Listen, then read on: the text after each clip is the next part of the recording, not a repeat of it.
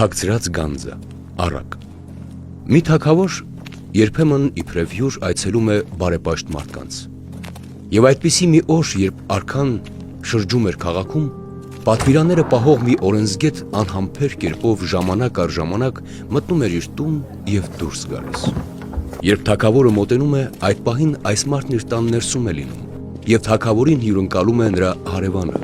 որը վաշխառու էր։ Օրենսգետը այդ ամենը տեսնելով դուրս է գալիս ու դժգոհությամբ ասում. թագավորն արդարացի չէ, եւ մեղավորներին է այցելում ու նրանց հյուր լինում։